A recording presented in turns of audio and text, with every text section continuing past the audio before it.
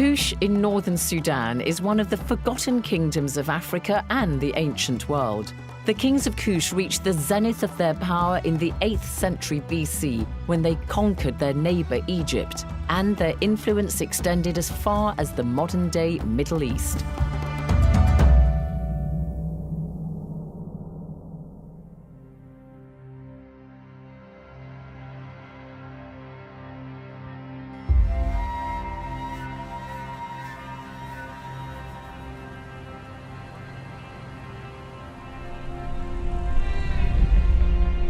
Sudan's capital, Khartoum, where the Blue and White Niles meet. The waters of the two rivers merge to form the mighty River Nile that flows through northern Sudan into Egypt and ends its journey there, where it joins the Mediterranean Sea. The Blue Nile starts deep in the Ethiopian highlands, and the waters of the White Nile flow from Lake Victoria in East Africa, although it probably originates from deeper inside Central Africa. The River Nile has for centuries played silent witness to the great civilizations that existed close to its banks.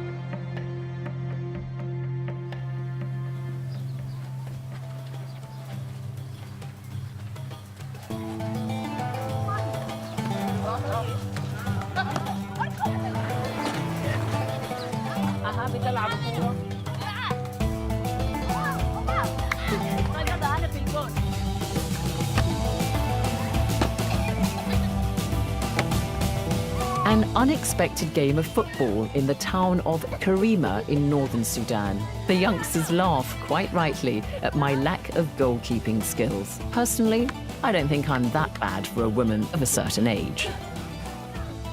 As I try to bridge the generation gap, so too does the town of Karima. It reaches down through the generations to a time long gone by when it was known as Kerma.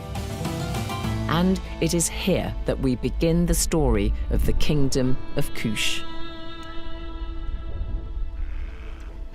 Early humans existed in Sudan for tens of thousands of years. By about 5000 BC, we know that people in northern Sudan lived from fishing, hunting, and basic farming. And there's evidence that they raised cattle too. They lived in relatively small, independent and separate population groups. They had to be mobile so they could find good pasture for their livestock. The rich waters of the River Nile made the land fertile, which meant crops could grow easily, so farmers could settle down and develop communities.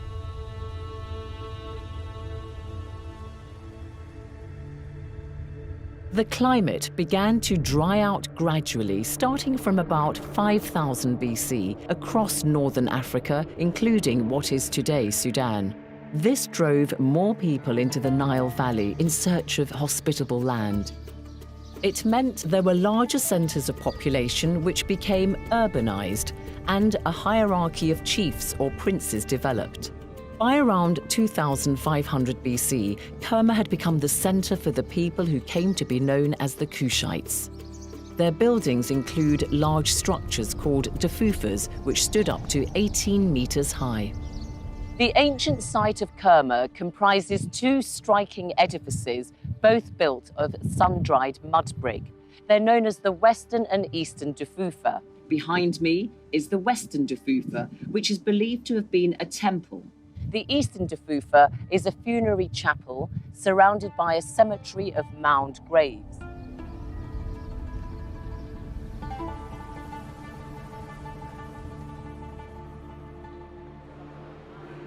Archaeologist and historian Dr. Abdulrahman Ali is director of Sudan's National Museum in the capital, Khartoum. The two dafufas in Kerma, these are two monumental mud brick monuments. They belong to the Kingdom of Kerma, which was known as the first independent national kingdom in the Sudan, developed in 2500 BC. And the kings of Kerma, they ruled Kerma for almost 1,000 years. And Kerma was known as the first and big urban center in the sub-Saharan Africa. And these two monuments, they were used as temples, used by the local community and the kings. And in this monument, we could find the first indication of the utilization of the brick in the Nile Valley, that is in Kerma. An important fact about Kerma is that Kerma, during that time, it acts as a national symbol and united all the tribes of the Sudan in one agglomeration. We learn something about the inhabitants of Kerma from their death rituals, their customs, and what kind of objects they made and used. The traditional Kerma grave, like this one, is marked by a dome-shaped tumulus of earth, outlined by a ring of black stones sprinkled over with white pebbles. The body was placed on the south side of the burial chamber. There was also pottery in the grave. Dr. Shadia Taha is a Sudanese archaeologist teaching at Cambridge University in England. Pottery is always abundant in all archaeological sites because it doesn't decay and it survives in all environments and climates. Pottery found in Sudan gave us information about the Neolithic groups who lived in Sudan at that time, Bronze Age groups, and Iron Age groups. We know a lot of deal about the clays they use, the techniques they use, the styles, the decoration. It tells us about the complexity of the ceramics. It tells us about trade and exchange. And what we know now, that pottery was found in Sudan at 8,000 BCE. The National Museum in Khartoum has many exhibits from ancient Sudan. Between 1780 to 1580 BC, Kerma culture was vibrant. The people wore beautiful jewelry. They had bronze mirrors, stoneware, and delicate pottery. Some experts believe the ancient Sudanese were the first to develop the technique of enameling pottery.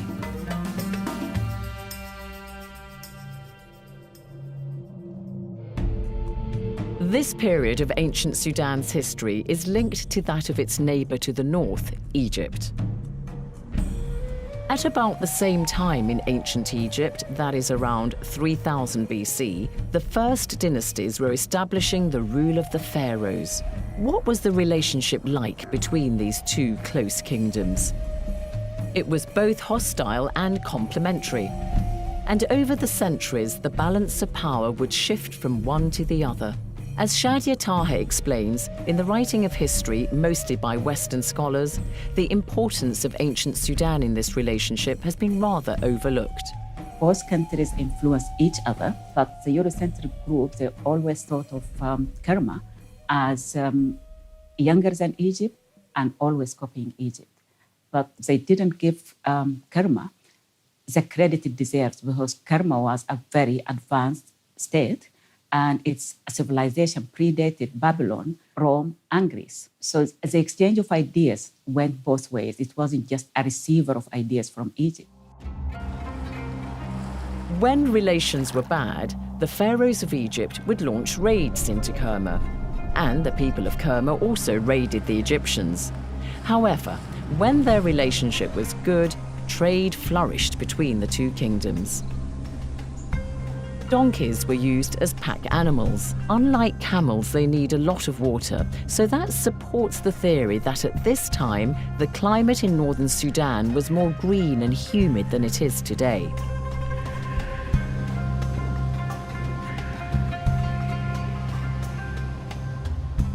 As well as moving goods overland, they transported them along the Nile on boats that were later dismantled. The wood was reused in Egypt for building.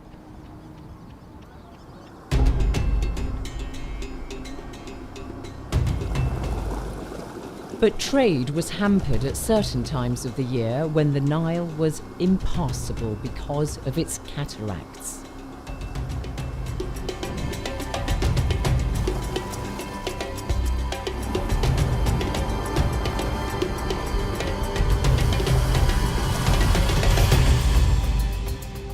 There are 6 cataracts in the river. The first of them is here at this very spot in Aswan in southern Egypt. The other 5 are in modern-day Sudan. And as you can see behind me, Cataracts are rock formations in the river, and this meant that boats and ships would crash into them unless the waters of the Nile were high enough for them to avoid doing so. That meant that for a large part of the year, the waters of the River Nile were not navigable, so traders would have to use overland routes, and this was more arduous and took a longer time. Throughout history, the cataracts on the Nile gave the people of ancient Sudan a good natural defense from attackers coming by boat. Kerma laid the bedrock for the civilization of the Kushites.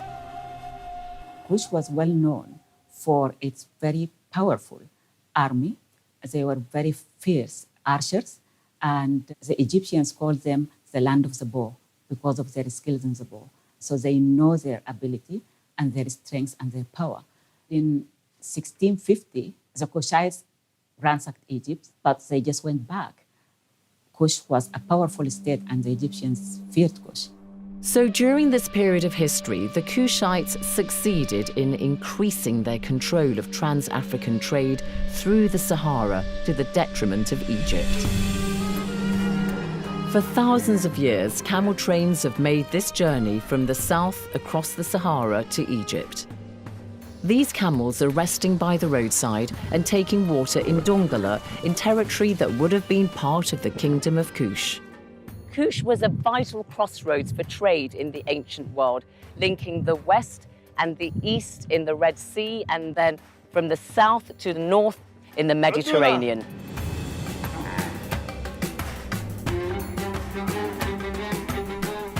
The overland route through the hot terrain was difficult in the past and still is today.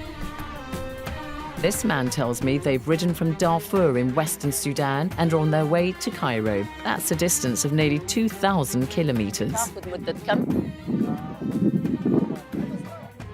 40 يوم. 45 يوم وانت بادي من وين؟ على السلامة. I wish him well on his journey to Egypt and bid him goodbye. Trade across land and along the Nile was, of course, a critical source of wealth, and so the Egyptians wanted to regain control of this trade route to restore their fortunes. By 1550 BC, ancient Egypt was at the start of a new golden age, and powerful rulers like Queen Hatshepsut and Tutmosis III made it their mission to build up Egypt's trade again. Tutmosis III sent an army up the Nile and defeated the people at Kerma. Now Egypt could take full advantage and exploit the kingdom's resources.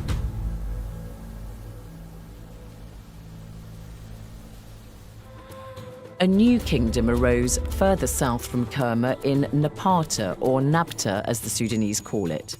My own opinion, they moved to Nabta for economic, political, and religious reasons. Economic reasons because Nabta was a meeting place for trade. The population was growing. They were already urban. They needed more resources. More resources were available in the south to supply an increasing population. And religious reason, Jabal Barkal is a sacred mountain which Egyptians and Kushites believe that Amun resides in Jabal Barkal. The god Amun-Ra. The god Amun-Ra. So it is sacred for the Egyptians and the Kushites.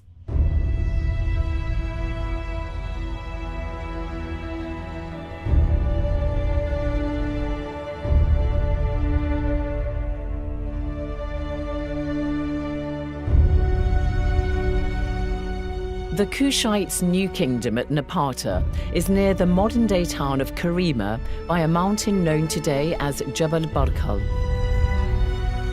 Their move coincided with another decline in Egypt, which had become so engulfed in its own internal rivalries that it paid little attention to Kush. This meant the kingdom at Napata, which began in El-Kuru, could develop undisturbed.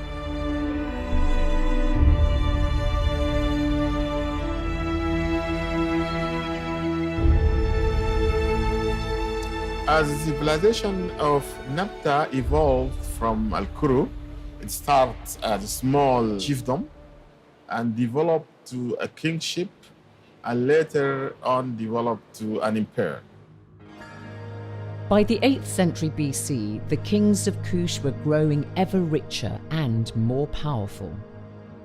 At the Kushite capital of Napata, the mountain dominated the landscape, much as it does today.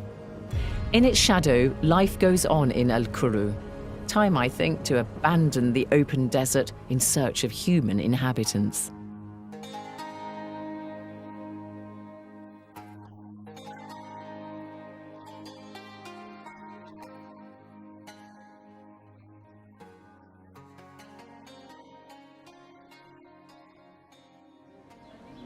I want to get a feel for the kind of settlements that existed in the ancient kingdom of Kush and how far some of the ancient customs and practices still exist in modern-day Sudan.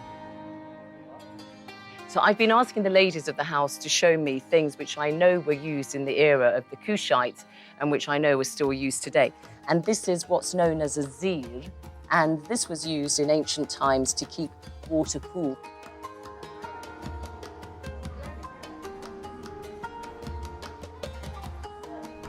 So I find it absolutely fascinating that I can find an old house like this that is just so evocative of that period of Sudanese history. You can see the traditions of the Kushite kingdom still living on in the people who inhabit this area. People here eat the same grains and use similar earthenware storage urns. And the style of beds is one that has been in continuous use since ancient times. I remember beds like this from decades ago in the Sudan, but of course people have since moved on and tend to use mattresses, which is why I suppose why this has just been used as a repository for dates.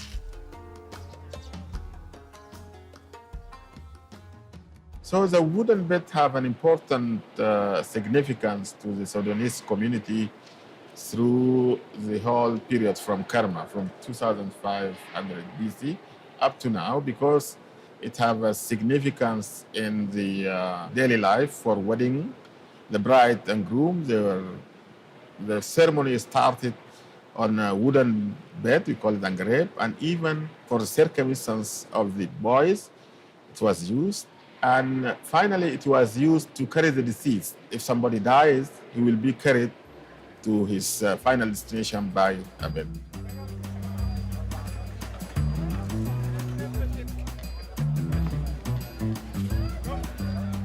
I've come across a wedding party in a settlement at the foot of Jabal Barkal. The men are gathered waiting for the ceremony to start. I reckon I can seize the chance to go and visit the women at the wedding breakfast to see some female customs that have endured throughout the centuries. ازيكم اهلا وسهلا عايز اسلم على العريس ازيك هداك العريس شكرا. The bridegroom very helpfully takes me across the road to meet the ladies.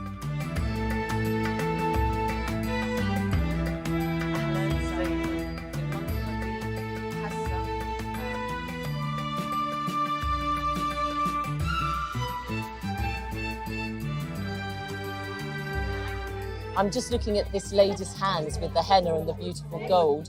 Two things that we had, of course, in the Kushite kingdom, the gold and then, of course, the henna. The women of Kush dipped their hands in henna, decorated it, and they also wore coal on their eyes, like this lady here.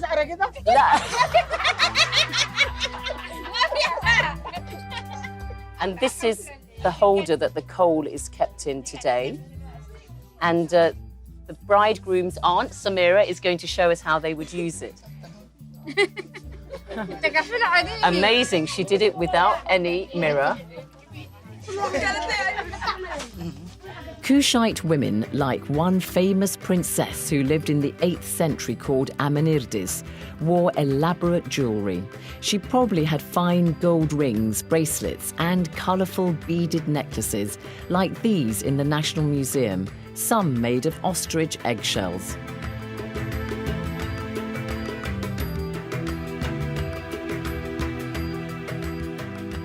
Amanirdes would have worn her hair flat to the head with a top knot, her long nails stained with henna, and her eyes darkened with kohl. So you can see the continuity of tradition is very much alive amongst the women at the wedding preparations. And you can also see it in the very masculine pursuit of wrestling, an activity which has stood the test of time. The Kushites were renowned wrestlers and were held in high esteem for their skill and fighting ability. Today in Sudan, especially in the Nuba Mountains in the southwest of the country, wrestling tournaments are held regularly. In days gone by, the Kushites would have engaged in such wrestling matches for sport. These local young men are clearly letting off a bit of steam as well as entertaining spectators. By the early 8th century BC, ancient Egypt's fighting capability was much diminished. The country had grown weak and it could no longer ward off invaders. Egypt came under the rule of princes from Libya who had their own traditions and religion and had no regard whatsoever for those of the Egyptians.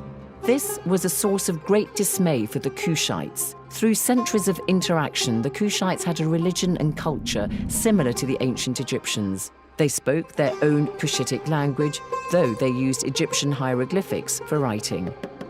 By 750 BC, the Kushites had had enough of the decadence of the Libyan princes and their allies in Egypt. At that time, Kush was ruled by a king called Kashta, and he believed it was his duty to save the Egyptians from further ruin. So he decided to invade Egypt. We don't have any depiction of Kashta, but presumably he was not unlike the kings who succeeded him. Kashta's ambitions in Egypt were limited. He simply wanted to protect the religious center of Thebes, modern-day Luxor, in southern or upper Egypt. King Kashta was a force to be reckoned with. He owned the gold mines in Kush and controlled the River Nile and land routes for luxury goods like ebony and ivory from further south in Africa. At his base in Napata, between the 3rd and 4th cataracts of the River Nile, around 450 kilometers north of the modern-day capital Khartoum, Kashta ruled over a flourishing community of Kushites. King Kashta's main place of worship was at the nearby temple of Jabal Barkal. From a distance, it's imposing, and as you get nearer, you can begin to make out the well-preserved remains of the temple.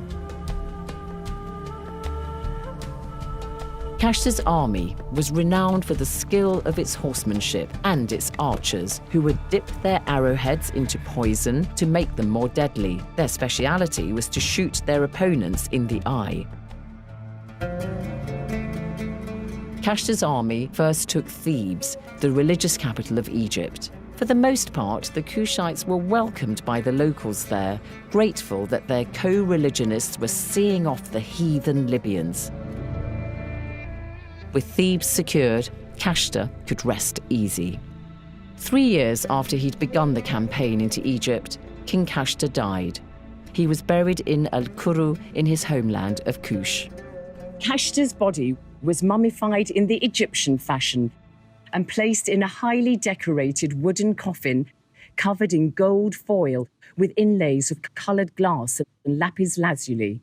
His body was placed facing east in the direction of which the sun rose, and the coffin was placed in a grave like this, above which a huge pyramid would have stood. As befits a dead king, Kashta would need a large number of grave goods for the afterlife. Pottery, personal ornaments and jewellery were buried with him beneath his pyramid.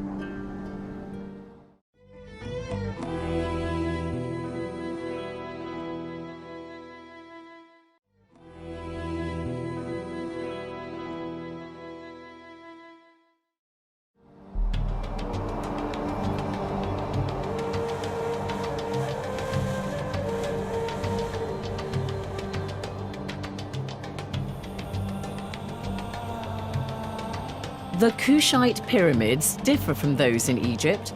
They're smaller, steeper, and made of red sandstone. There are 1,000 pyramids that have been discovered so far in Sudan, though only about 300 of them are still standing as pyramid structures. In Egypt, there are about 100 pyramids. Our pyramids, the Sudanese pyramids, have different aspects because their angle of building is very steep compared to that of Egypt. We know that the kings and queens of Kush were buried with all manner of personal belongings and furniture, and also shabtis, which are these figures of people who would serve them in the afterlife.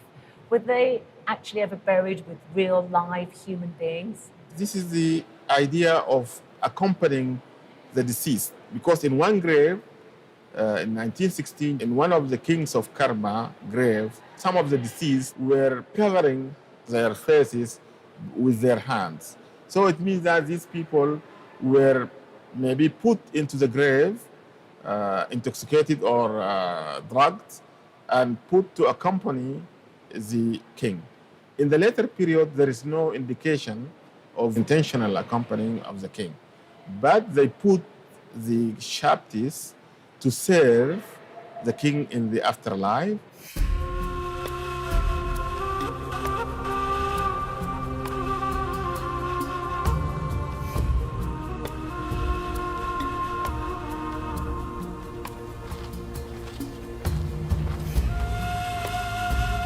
These pyramids here by Jebel Barkal are an example of how pyramids were looted both in antiquity and in centuries later to come.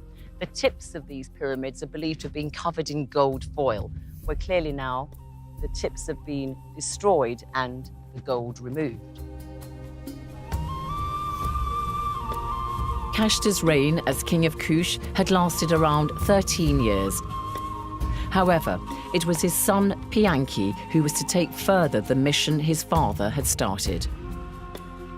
Pianki was crowned king at the temple of Amun in Jebel Barkal, probably in 747 BC, and he ruled for about 30 years until around 715 BC.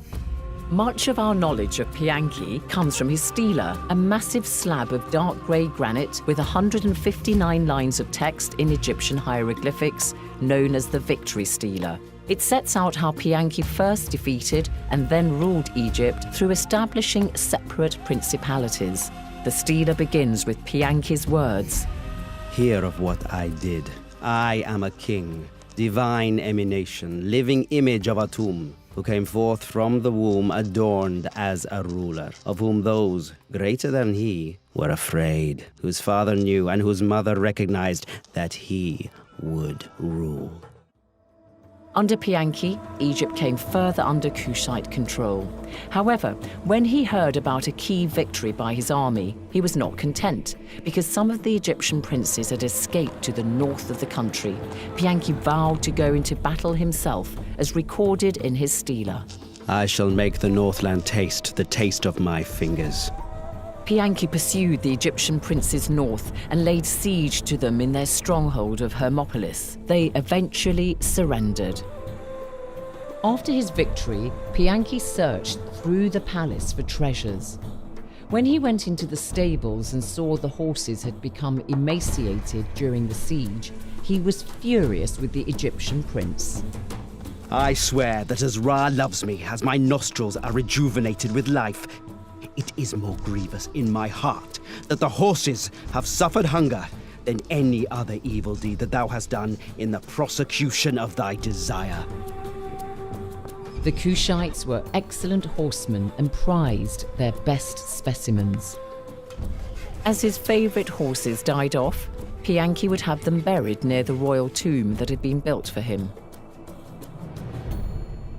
On his return to Napata in Kush, Pianki took with him architects and sculptors from Egypt, and he went about extending and reinforcing the great temple at Jebel Barkal. This is a computer-generated image of what the temple would have looked like. Pianki ruled for nearly a decade after his campaign in Egypt. He died around 715 BC. Like other Kushite kings before him, King Pianki was buried here at this site in Al-Kuru in a tomb surmounted by a pyramid built like this. In the centuries to come, his tomb was plundered, but we know that Pianki was buried with many valuables. Fragments of furniture were found, a fine bronze stand, amulets bearing his name, and most importantly, 4 of his favorite horses were buried with him, entombed standing, their collars decorated with silver, plumes, and beads, to serve their master forever in the afterlife.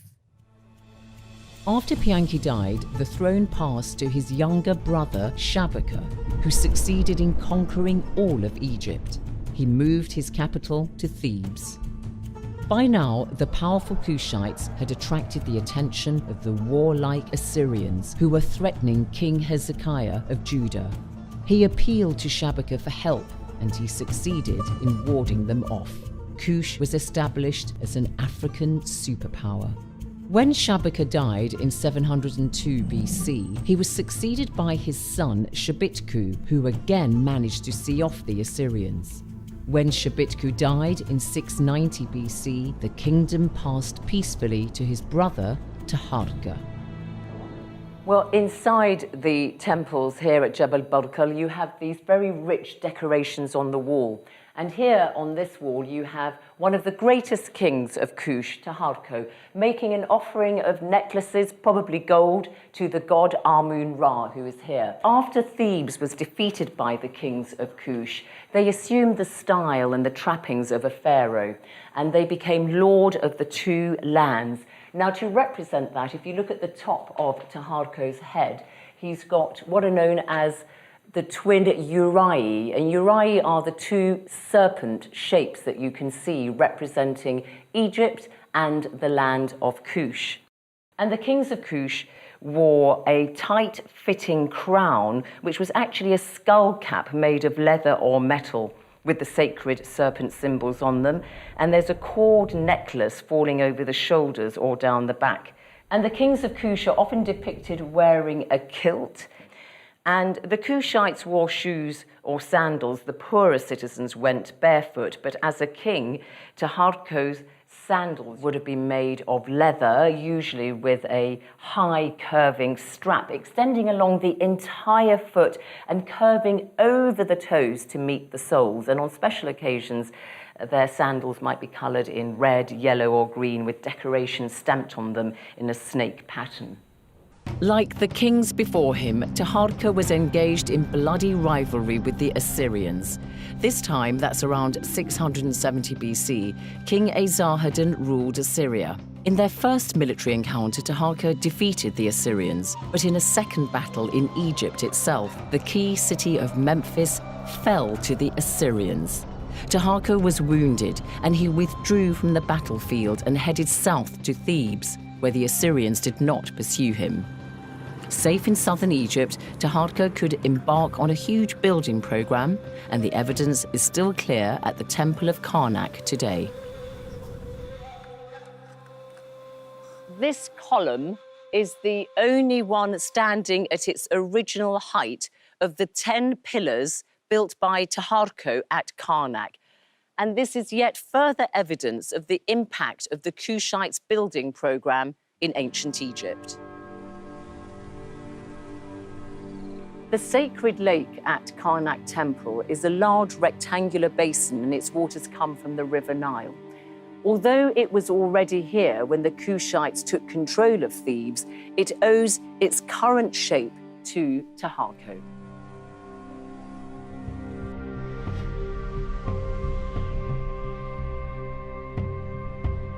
After an eventful life, Taharko died probably in Egypt.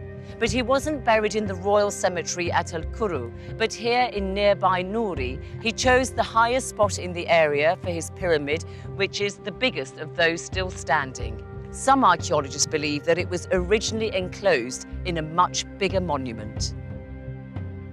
Taharka may not in the end have been able to prevent the Assyrian conquest of Memphis and the Nile Delta. The combined might of the Assyrians and their Egyptian allies proved too much for him, but his power and standing were recognized even many centuries after his death. In fact, he's mentioned twice in the Bible. After Taharka's death, the crown passed to his nephew, Tantamani.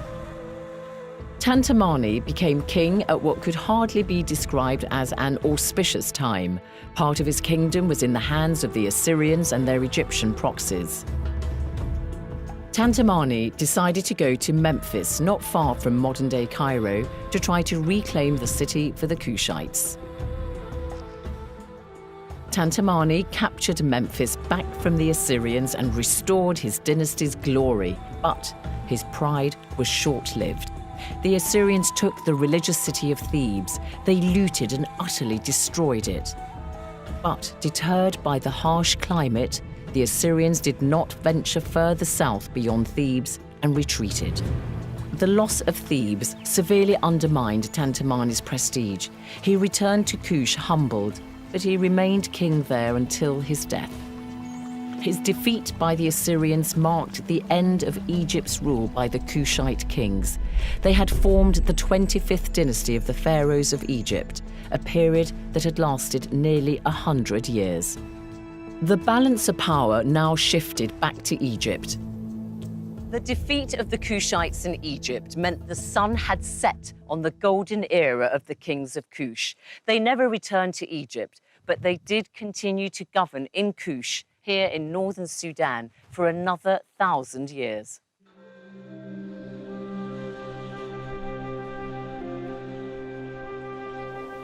The Kushites built a new base called Meroe, about 250 kilometers north of Khartoum, an area known today as Al-Bajrawiya, and not to be confused with the modern city of Meroe.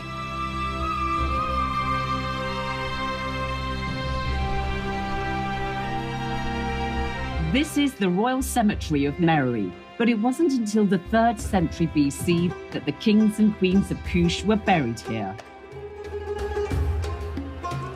The Kushites quickly developed a new and prosperous kingdom here. People began to farm as well as rearing livestock, and Meroe became a central point for commerce. An abundance of iron ore led to the working of iron. Because metal at that time was very precious, they traded it. Their trade included Egypt, through Egypt to the Mediterranean. It went to India and China and to the rest of Africa. And that is why they became wealthy.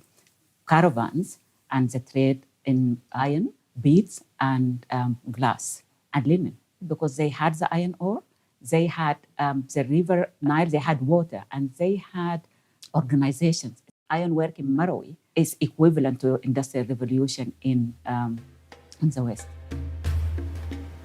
The royal family lived here at the royal city. The buildings included a palace, a library, and baths. The royal city is the best preserved part of the ancient city of Meroe.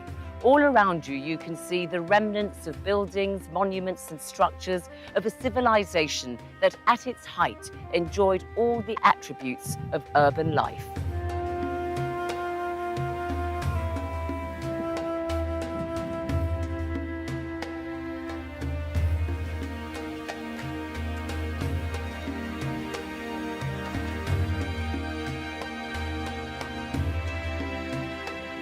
This would have been one of the finest tombs and pyramids at the Royal Cemetery in Meroe. It was for Queen Amani Shahito, who ruled Meroe at the end of the 1st century BC. It was full of fine jewels and other belongings to serve her in the afterlife. But her tomb was plundered by the Italian archaeologist Fellini in the 19th century.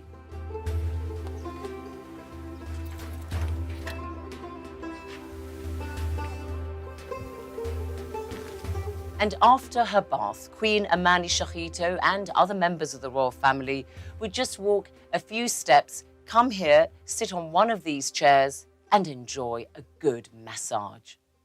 Where's my masseur? The queens of Kush at Meroe had a powerful role. Unlike the ancient Egyptians, women could succeed as monarchs in their own right, or they could rule jointly with their husbands or sons. And the king's relationship with his mother was of extreme significance. What do we know about Queen Amani Shahito? Queen Amani Shahito, we know about her jewelry. She was covered in jewelry, and she used to love, well, all Kushites women loved gold and jewelry. She was a large lady, I have this mug, which depicted her in most of the temples and the cemetery as a very large woman. This is for two reasons. Large ladies, it is a symbol of prosperity and a symbol of affluence. That means she was well fed and she wasn't starved. The other thing I believe that, because if you could see here in this mug, she is fighting an enemy who is shown as smaller than her, and she was really towering over him. So that could be another reason, maybe exaggerating the size in these carvings a little bit, but they were still plump. Because So they were powerful ladies, yeah. Queen Amani Renas actually fought the Romans. Pretty powerful warrior queens, weren't they? Yes, they led armies, and they used to go and really do lots of raids in southern Egypt. So the fights between the Romans and the Kushites continued. Queen Amaniras, in one of the battles, she was blinded in one eye, so she became the queen with one eye. And in the year 22 BCE, the Romans make a treaty which benefits the Meroites, just to stop the fights between the two of them. At Meroe, the Kushites embarked on a big building program. You can see here at the ancient site of Musawarat clear evidence of temples and we think also palaces and other monuments. The Kushites interacted with other civilizations, ancient Romans, the Greeks also. And you can actually see this quite clearly in the influence, for instance, of ancient Greek architecture in this column here behind me.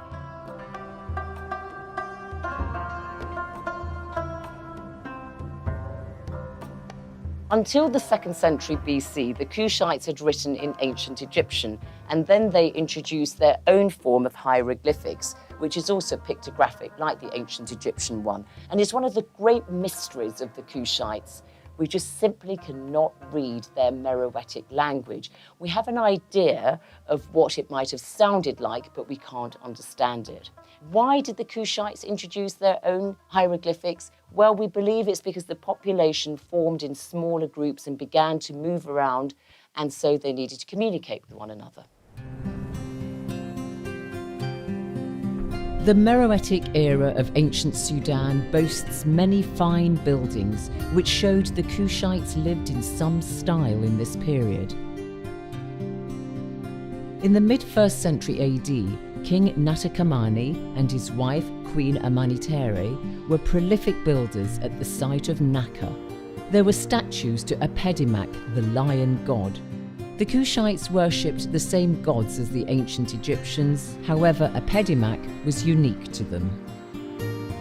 But the success and riches of Meroe attracted envy from a powerful new kingdom called Aksum, in what we refer to today as the Horn of Africa. The Aksumites put Kush under pressure, contributing to its decline in the 4th century AD. The fall of Kush meant a glorious chapter in the history of ancient Sudan and Africa came to an end. In the next programme, we find out about the Kingdom of Aksum, what led to its rise, and why it was described as one of the 4 great civilizations of the ancient world.